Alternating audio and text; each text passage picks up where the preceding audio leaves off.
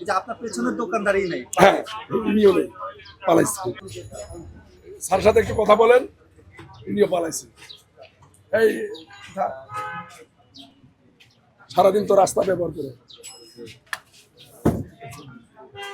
তো যাক, আজকে থেকে যাতে আর রাস্তা এবং ফুটপাতটা ব্যবহার না করে জানাই দিই।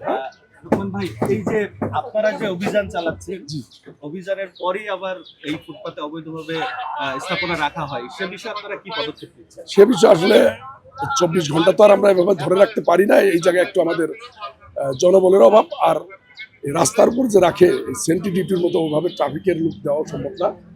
তারপর আমরা প্রত্যেক দিন 2-3 বার করে আমরা ট্রাই করি এবং চেষ্টা করি। আজকে হয়তো সেন্ট্রালি ম্যাজিস্ট্রেট স্যার সহ একটা ভ্রাম্যমাণ আদালত কাজ করতেছি। এটা আজকেরটা একটু ভিন্ন, আর প্রত্যেক দিন এটা আমার ট্রাফিক 2-3 জন এবং সার্জেন্ট সাহেব এএসআই টিএসআই নিয়ে কাজ করি। কিন্তু তাদের এদিক দিয়ে কাজ করে 2-1 ঘন্টা পরে আবার বসার চেষ্টা করি। সবচেয়ে আমার এলাকা এই আনন্দবাজার পুরাটা 21শে হলের সামনে এই সাইডটা কোনো রকমই কন্ট্রোলে আনা যাচ্ছে না, এবং আমার নিজস্ব টাকা দিয়ে কোনো গরিব লোক দিয়ে ঝাড়ু দেওয়া হয় সকালে, কাজ এবং কাটা তার রাস্তায় পড়ে থাকে, একদম অর্ধেক রাস্তারও বেশি চলে যায়। এইটা ঝাড়ু দিয়ে আমি ফেলে দিই। আজকে এত সুন্দর ডিসিপ্লিন, তারা সরায় চলে গেছে। দোকানদারই তো নাই, আমরা দেখি। হ্যাঁ, দোকানদারি নাই।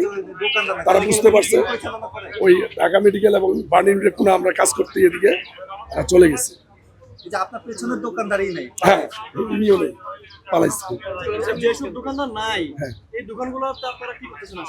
এটা আজকে কিছু ম্যাজিস্ট্রেট স্যার ভ্রাম্যমাণ আদালত জরিমানা করছে এবং বাকি সব মানবতা দেখায় তাদেরকে ওয়ার্নিং দিয়ে যাচ্ছে আশেপাশে যাতে তাদের কানে পৌঁছে আর যাতে ব্যবহার না করে। এর পরবর্তী করলে তাকে ভ্রাম্যমাণ আদালত জরিমানা করে।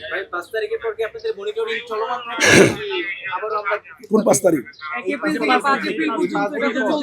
জি, ও না, এইটা তো শুধু 5 এপ্রিল না, এইটা আমি এই এলাকা পদায়ন হওয়ার পর ভ্রাম্যমাণ আদালত 5 দিন করছি, আর কন্টিনিউ আমি ডেলি করে যাচ্ছি।